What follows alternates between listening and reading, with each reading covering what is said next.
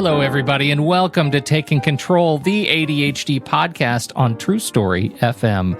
I'm Pete Wright, and I'm here with Nikki Kinzer. Hello, everyone. Hello, Pete Wright. Hello, Nikki Kinzer. Ooh, I had a little bit of an accent. That was a real, what's it, Bridgerton? That was a real Bridgerton moment right there. Yeah. I have no idea where that came from. Are you watching that show? No. Apparently, it's very sexy.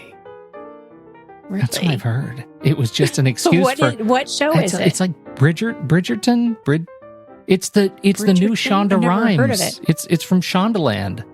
You're a Shonda fan, right? Oh, come on, Nikki.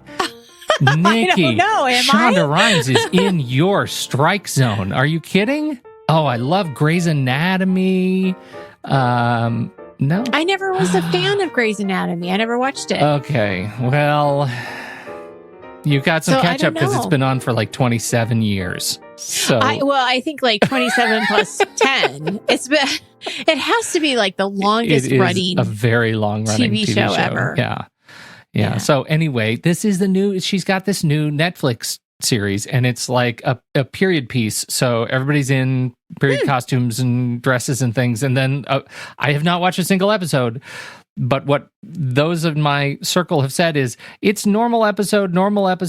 They swear and stuff. It's Netflix. They can do whatever they want. And then suddenly there's just nudity and sex and all this stuff going on. So again, in the strike zone. I'm just saying.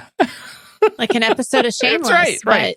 But back in the time. Back in the day. Different time. Back in the day. Yeah. Anyway, we are here to present this fine ADHD podcast to you today. And we're going to talk about our old friend, anxiety. It's kind of a follow-up to last week. Was that the intention? Well, right. Yes, because last week we were talking about moving on, and it's hard to move on when you have anxiety, and anxiety makes it hard to move on. Yeah, so, right. That's kind of where I thought the two connect. Well, I'm interested in first of all doing a bit of a review over kind of, what do we know about anxiety and ADHD, and where are those connections? Because they're always surprising. Especially if you're living with one or both. And then we can talk a little bit about where we find our peace. Because we both live with anxiety too. And so that'll be something to talk about. It'll be a real humdinger. That's right. Mm-hmm. Before we do that, head over to takecontroladhd.com. You can get to know us a little bit better. You can listen to the show right there on the website or subscribe to the mailing list, and we'll send you an email each time a new episode is released. Connect with us on Twitter or Facebook at TakeControlADHD. And if this show has ever touched you or helped you make a change in your life for the better, if you've ever found that you understand your relationship with ADHD in a new way, we invite you to consider supporting the show directly through Patreon at patreon.com/theADHDpodcast. Patreon is listener-supported podcasting. For a few dollars a month, you can help guarantee that we continue to grow the show, add new features, and invest more heavily in our wonderful community. And you can also join us for our live streams when we record this show every Monday at 1 p.m. Pacific, United States Pacific. Right. And we would love to have you join us, jump in the chat room, and pod along with us. Visit patreon.com/theADHDpodcast to learn more. You have news. Yes. You have some sort of news I do. That you have not told me about. I have, right. Well, I have a couple of announcements. The first announcement is kind of exciting. I got quoted in the Wall Street Journal. What's that now? Quoted? Yes. Have you seen it? I didn't even know to look for it yet. Well, it just came out. It came out. So I'll put a link in the show notes, and I'm going to, of course, share it. What? On social media and everything. But yeah, it's pretty cool. I got interviewed by Rachel from the Wall Street Journal, and so it's a article about procrastination. I'm looking at it right now. Oh, I know. It's very exciting. But one of the reasons that I want to bring this up is not just because it's exciting to be in the Wall Street Journal. Who doesn't like that? It's fun. But there's a specific reason that she reached out to me, and that was because of the Thursday study halls that I conduct. So this is how small the world is. I received a email from, and I can't remember her last name right now, so forgive me, but Rachel from the Wall Street Journal. And at first I thought it was a joke. I thought, oh, this is Pete. You joking. Thought it was me? Really? Yeah. No, I'm like, is this real? Like, who is this person? And then I looked her up and I'm like, oh, wow, she actually is a real person. And she was doing an article on procrastination. And we spoke, and she said that the reason that she had heard about me was because of the study halls, that there was a coworker or somebody she knew who had attended one of my study halls. And so she wanted to get more information about it and how it helped with procrastination. And so that's how it all started. So it's very exciting. And which leads me to tell people about these study halls, because they can help with procrastination and getting started on things. So we do it Thursday afternoons from 1 to 5, and that's Pacific. So it'd be 4 to 8 Eastern time. And I lead the group through a Pomodoro. So every 25 minutes we work, and then I get on the microphone and say 5 minutes, we're taking a break, and you can come and go within that 4 hours, and you can tell us what you're working on. And it's just the whole body doubling and accountability aspect that really works for people. So it was exciting to talk about that in, a big newspaper. But I also want to remind our people that it is available. And what's cool is that if you are a Supreme Patreon member, you get these study halls for free. So you will get an email every Thursday morning that you are invited to go to the study hall. For the public, it's a $10 pay as you go, which will probably be, honestly, probably the best $10 you spend all week if you get some stuff done. Yeah, right. So, so that's exciting news. And then I have another announcement too, but say anything you want to say about the Wall Street Journal. Now, if you join the study hall because of Nikki, it's just like you've been quoted in the Wall Street Journal. It's by the transitive property. Right. Science and mathematics say you could be quoted in the Wall Street Journal because Nikki was just it's a long quoting science thing. Don't worry about it. But it's amazing. It's fantastic. I'm a little bit bummed that the I can't see it because I'm not behind the paywall, so I only get the first 3 or 4 paragraphs. I've got to find a way around that. Oh, sometimes you can Google if you have it. Apple News. Oh, it's in Apple News. If you have Apple News. I happen to have Apple News. Oh, that's great news. You get the full article in Apple News. Yep. Oh, that's wonderful. Well, congratulations. All right, what is your other news? So the second thing that I want to bring up that I haven't talked a lot about on the podcast, and but I've been doing, is I have this new program called GPS. It's guided planning sessions, and we just started last week. We're going on to our second week right now, and it's been fabulous so far. And I'm really excited about this program. I'm offering it periodically, so it's in 6-week sessions, and then I'm going to take a week off and then do another 6 weeks. So if this is something, if you are looking for some help on planning your week, getting into the habit of planning your week, having some guidance on how to do that.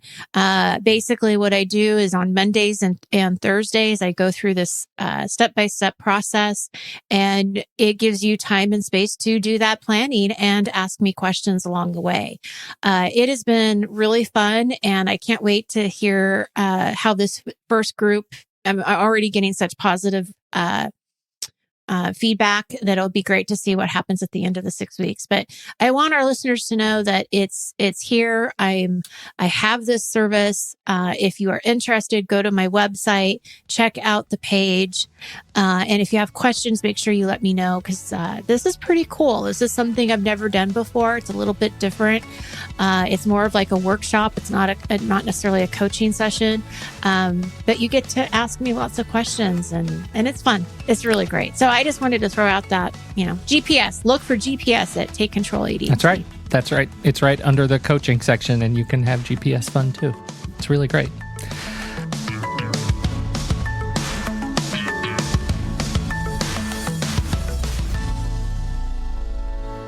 Okay, Nikki, here we go. Our old friend anxiety. Hello, darkness, my old friend.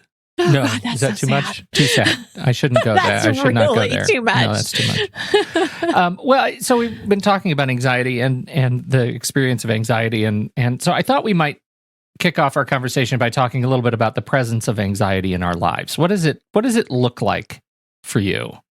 Anxiety. I feel it in my stomach, and my mind gets really blurry. And foggy, and it's hard to think straight. That's how I know I have it. I'm feeling it right now, actually, as we speak. So yeah, it's present. It's not always as bad as, it is right now. And the only reason why I say it's bad right now is I've already shared it with Discord that my father is sick and is in the hospital. So there's some anxiety around that.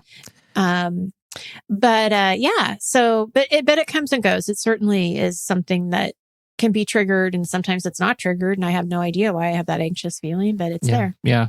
But me too. For me, it manifests in terms of repetitive cycles and spirals. And so particularly repetitive thought spirals, and I can't shake them. Yes. And me too. Yeah, I mean, it can be dizzying, and panic attacks, not so regularly anymore now that I've figured them out. And so I can kind of get through them, but but it is pervasive, and it's all the time, every day, and it's exacerbated by certain other conditions. And one of those is ADHD. And so I start looking up, let's just check the research. Let's see what professionals are thinking about right now, and about the sort of the pairing, the sweet pairing of anxiety and ADHD. Am I making this up in my head, or is one really making the other worse? And so I start searching, and I've seen numbers reporting as high or as low as 25%.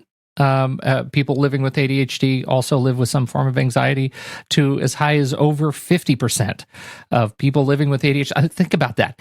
Over half of the people living with ADHD also living with anxiety disorder. And even higher than that, if you happen to be a woman person, you have a higher order of magnitude relationship with ADHD and anxiety. And I think that is kind of stunning, that relationship. And so it's really important to kind of address and understand, I would submit, what is your ADHD and what is your anxiety, and where do the two meet? Because gosh, that's right. But I think figuring that out allows you to take steps toward mediating that relationship with yourself. Right, for sure. Ned Hallowell, our dear friend of the show, Ned Hallowell. Have we mentioned Ned Hallowell is a dear friend of the show? He actually separates. We pretend like he is anyway. Let me rephrase that. Ned Hallowell, who knows that we have a show. That's right. Who's been on it? He's been on it once. He actually separates worry from anxiety. He says that worry has a target. One worries about something. Anxiety is this free-floating, no clear source of direction. Both of these things are unpleasant, but anxiety may be more so, he says, because the sufferer cannot identify a cause, right? And that's an important piece, because anxiety can be rudderless. It can just be, I am anxious about everything. I am sitting here stewing in my own bile because I don't know what's going on in the world, and I'm terrified of it. But I would also add that anxiety can also be highly specifically focused, as in specific phobias, right? I mean, you don't just have needle phobia for nothing, right? That's a highly specific, right. And I'm not worried about my needle phobia. I'm worried that I'm going to pass out and hit my head and bleed out on the floor, and also there will be a needle in my arm as a result of my response to needles. So.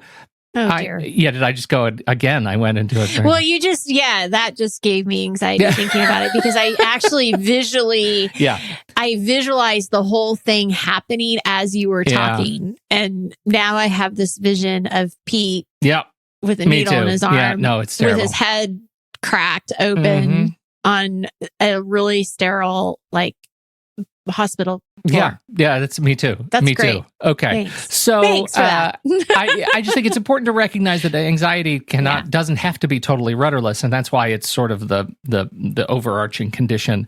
And maybe we should do a quick review of the sort of physical experience of ADHD versus anxiety. And I say this because of the number of times that I've discovered people who say that somebody with repetitive movement trigger, right, who can't stop shaking their leg or tapping a pen or something like that as a result of their ADHD experience and the hyperactivity, must be anxious. They must have anxiety because they can't stop moving. And that's not necessarily accurate. No, in fact, I wouldn't have connected the two, actually. Myself. Yeah, well, that's what I mean. It's like a street thing. It's like it's like a street thing. Listen to me. You know what they said on the block. You know, little Petey on the block. When you lived out on the street? Yeah, when I was on the street. So I think it's important. So I heard this characterization that it's lungs, not limbs, right? When you have anxiety, you get shortness of breath, and shortness of breath causes all kinds of other things to go on in your body. And when you have ADHD, you might have hyperactivity, you might have movement, you might have all kinds of other things with your body that is not characterized by anxiety, and those two things are separate. No, because you may not even notice. You may not even notice. In fact, you're probably not, right. And likely don't care. And your stress response is going to be related not to you just existing in this world doing your thing, but it's going to be a stress response directly related to the world responding to you doing your thing. Right. And, we talked about the autism experience last week, right? Do you remember that? Did I talk about that? I don't remember. It was about the experience of living with autism. And this woman said, you have to understand that I get great joy in my repetitive engagement. Like if I'm sitting in the back seat of a car and somebody makes a turn that I don't agree with, and I say, you went the wrong way, I'm not stopping. I can't stop myself saying, you went the wrong way. And if I was never challenged on that, I would get great joy out of it because I'm engaging so deeply in the experience of the moment that I can't let it go. I can't get rid of it, right? I can't get it out of my head. But that becomes a stress anxiety, a stress response, because people get so mad about it, right? They get so mad watching me and experiencing me doing that, and that becomes the stress cycle. And I found that really sort of laudatory and I really found it so clear, this understanding of what that experience was, that I thought it was important to kind of integrate that, the degree to which you are frustrated with your ADHD repetitive movement issues or ADHD hyperfocus issues can be largely influenced, not exclusively, but largely influenced by the world's response to you doing it, right? The things you forgot to do, the people you let down along the way. If those people did not exist, you'd be fine. Right. I know I'm fine. If I'm not letting people down, I'm okay. Right. But I also wonder if sometimes you're not really letting people down, but because you think you are, then it causes. Yeah, it causes what you're talking about. And that's anxiety, right? Right. Yeah. Because you are creating a repetitive thought spiral about the world that you're letting down outside of yourself. And it's also, and that's why there are some people who live with ADHD who don't have that experience either, right? Like there are people with ADHD who don't have anxiety, and they can just go right into hyperfocus mode and not be triggered by the external stresses that it may cause. Right.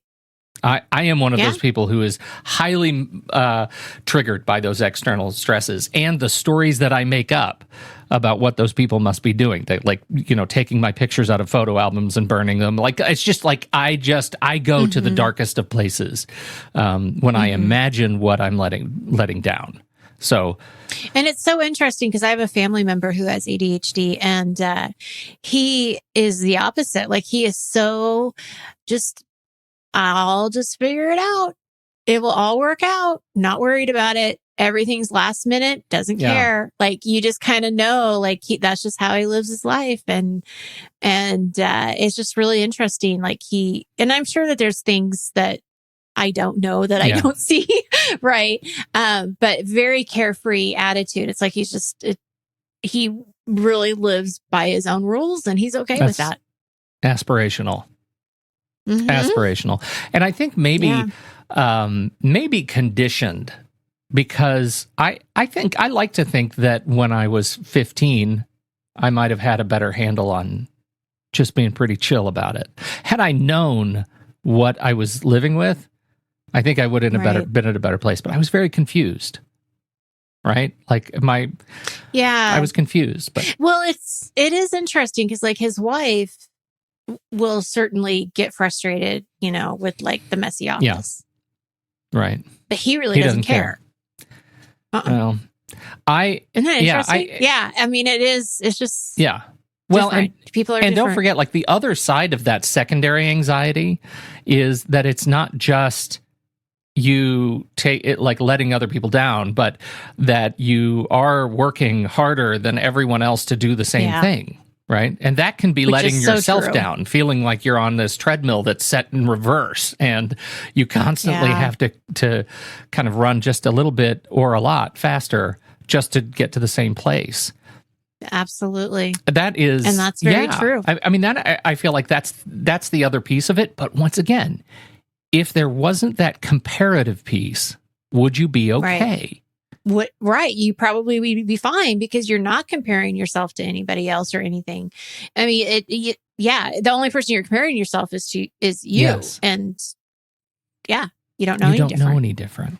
Stephanie Sarkis, Dr. Stephanie Sarkis writes in Attitude, she says that, that is the piece. You may also have a primary anxiety, she says, and that's when you inherited genes for anxiety at the same time that you inherited genes for ADHD, right? So you may have anxiety that manifests and is triggered by your experience with ADHD, and it may look exactly like somebody who is genetically predisposed to anxiety.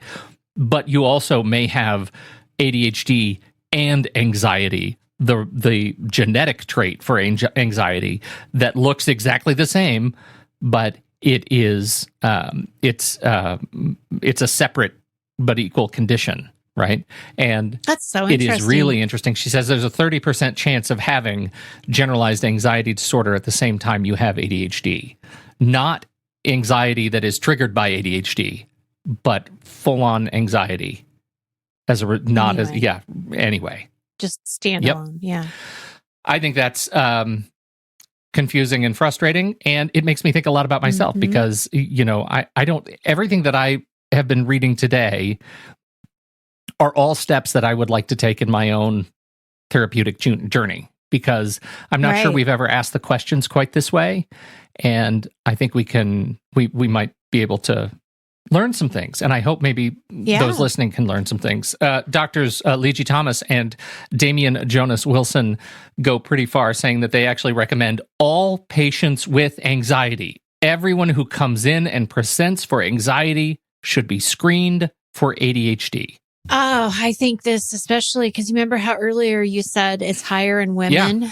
I would definitely say that that's probably true for depression and anxiety, but also being screened for ADHD because it's so easily missed. Totally. Yeah, that's interesting. So why did they say that? This is why. There are two reasons. Number one, anxiety masks ADHD, right? Symptoms of anxiety can be far more apparent than those of ADHD, and addressing anxiety can be like the easy, low-hanging fruit, short-term solution to just feeling better immediately. It's like the microwave oven solution to feeling better. Yeah.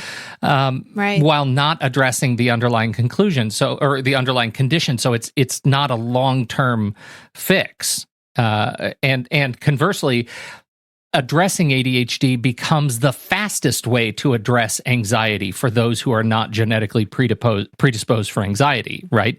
Because if the anxiety is directly caused by their experience of ADHD, helping them through the ADHD, coaching them through new experiences will alleviate the anxiety. to some degree. Because they understand. That's right. They understand how their brain works. There's an acceptance to how their brain works. And then they're going to be more open and willing to build the structures and the strategies that they need to do to live with the ADHD. I can see that. I think it's fascinating. Doesn't make it go away. No. But I do think it gives you a completely different understanding of what's really going on. Right. And that's why it becomes so important to understand your experience with those genetic indicators, right? We have these tools that can tell us a lot of stuff now. And if you're open to it and open to the right sorts of assessments and tests, you can figure out, like, what is it why am I having mechanically, chemically, why am I dealing with anxiety even though I am addressing the ADHD? Why do I still live in these paralyzing thought spirals, even though I've got my systems on lock and I'm not letting people down? Why can I not let these things go, even though this part of my life is doing just fine? And it may be because those things are not connected. Or maybe you now have a new tool to address anxiety, and it's just use a daily planner better. Like figure out a system to help you reduce stress, and suddenly your anxiety starts to feel a little bit better. Well, and something that just came up for me is the anxiety of, I know that we can, for me anyway, having anxiety can give me anxiety. Yes. But I also wonder if it's the opposite too, where, okay, I do have this planner. It is working. It's working pretty well. Yeah. And now what I see in coaching clients anyway, is there's now this anxiety around, what if it stops working? Or it shouldn't be working because it hasn't worked before. So it's this like kind of thought process of, is what I'm experiencing really true? Yeah. Right.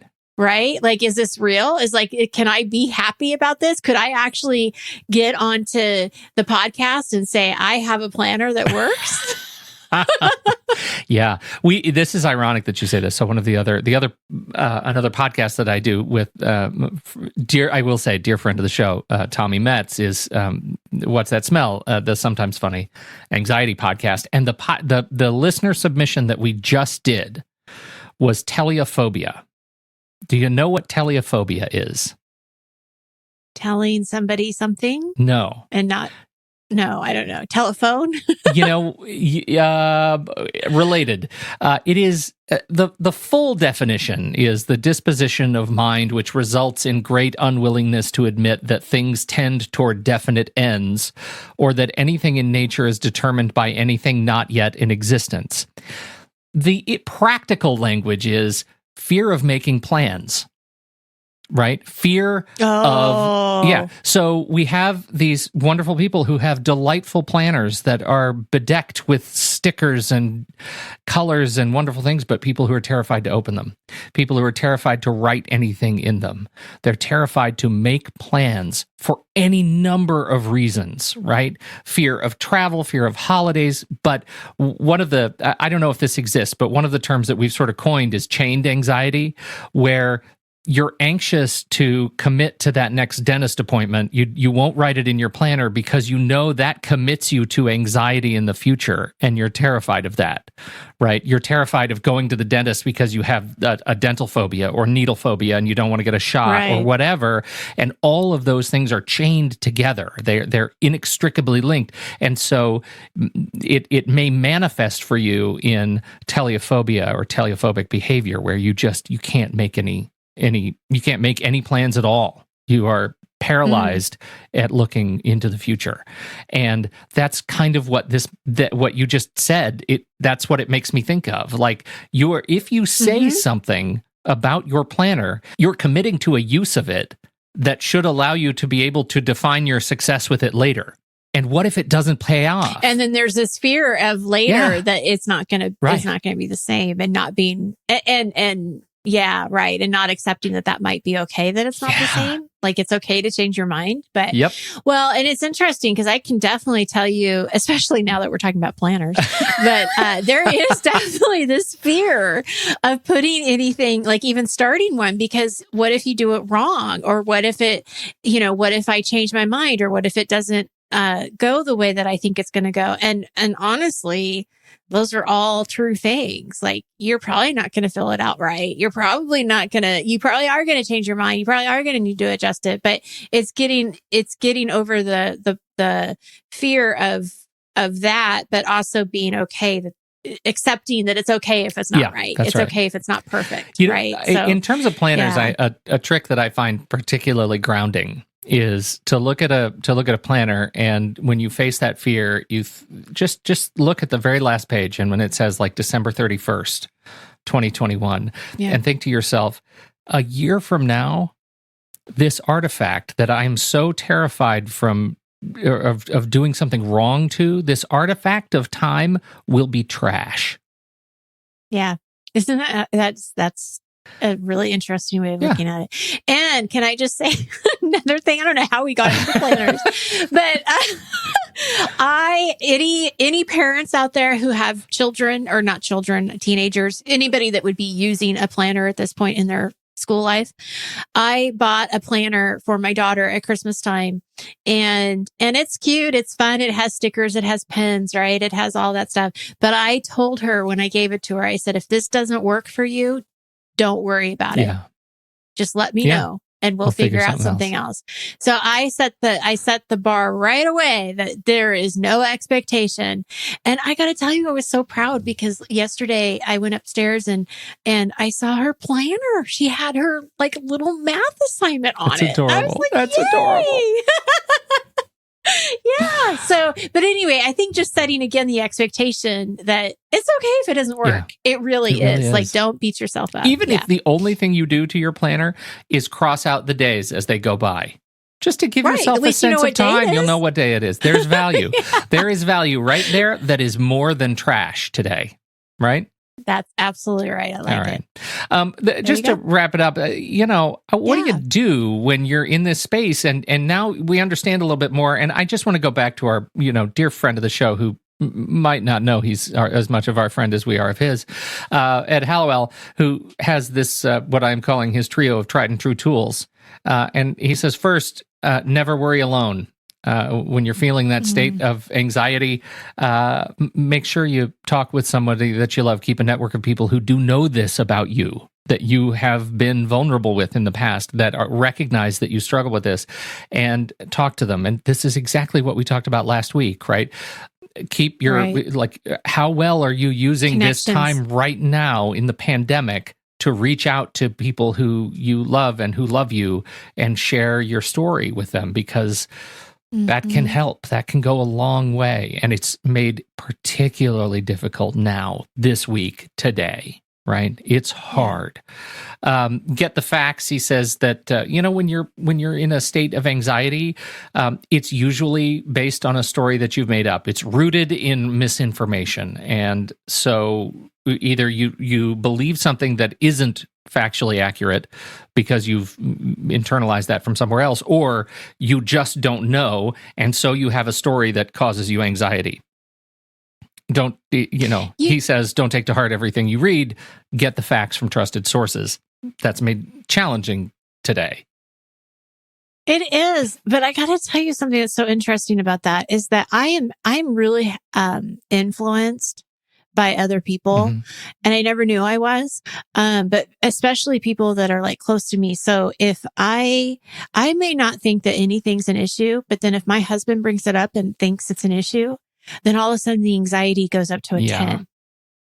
So I do think it's interesting, like, get the facts. Like, I think it's important to kind of take a step back and saying, okay, is this my anxiety or is this his anxiety? Oh, God, it's so contagious. It is contagious. Yeah. I am 100% with you. I do the same thing with my wife. It is the exact same behavior. I get it. It's really hard. The domino effect. Yeah. And finally, make a plan. Friend of the show, Ned Hallowell, says, make a plan. When you have a plan, you feel more in control and less vulnerable, which diminishes worry. If the plan doesn't work, revise it. That's what life is all about. Roll with the punches. Hard to do when you're in the middle of a paper bag breathing panic attack, but you do.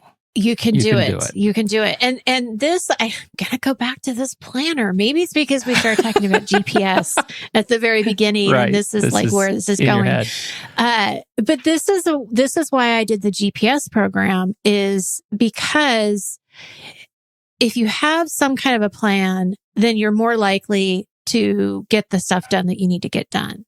But you have no plan and you're just going to be out there treading water all day, every week, and reacting to anything that comes your way. So it's not going to be perfect. It is going to need to be revised. And whether it's a planner, planning your week, or any kind of plan that we're dealing with here, it is important, I think, to at least start with something and have that kind of that empowerment back. That control back, and again, knowing that it probably won't go that way, but that's okay. That's what life is, right? Yeah. Life is not, it doesn't go as planned. I don't know if anything has ever really gone as planned. I know. There was no manual. Everything's always different. Oh, man. Yeah. So anyway, that's great. Yeah. Great advice from our dear friend of the show, Ed Hallowell. He's, and he's got this great book. He wrote this book. New book coming out too, I think, right? Don't they have a new book? Is that the Worry book? Worry, Hope and Help for a Common Condition. Is we're going to have to get him back on the show to talk about this book. I think so. Good guy. I'm interested in hearing what he has to say. So smart. So there you go. That's what I had. But that's all right. We did okay. Well, thank you. We did good. All right. Well, I don't feel anxious anymore. We're done. So thank you, everybody. We're done. We did this. We did okay. Thank you. we feel better. I hope you guys feel better. Thank you, everybody, for downloading and listening to the show. Thank you for your time and your attention. Don't forget, if you have something to contribute about this conversation, we're always around in the Show Talk channel in our Discord server, and you can join us right there by becoming a supporting member at the deluxe level. On behalf of Nikki Kinzer, I'm Pete Wright, and we'll see you right back here next week on Taking Control, the ADHD podcast.